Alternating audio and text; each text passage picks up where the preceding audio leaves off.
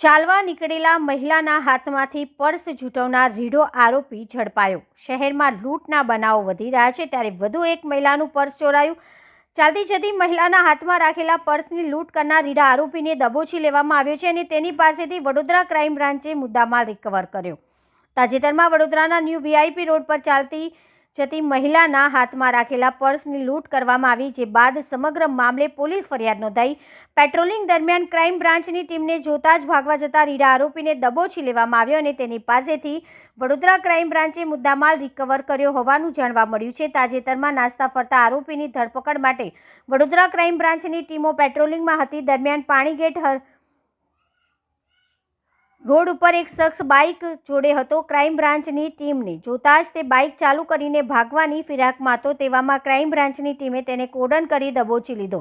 બાદમાં તેની પૂછપરછ કરવામાં આવી। તેને પોતાનું નામ અજય ઉર્ફે અજલો ઉર્ફે કાળી બોટી કમલેશ રાજપૂત રહેઠાણ રામનગર આજવા રોડ હોવાનું જણાવ્યું હતું।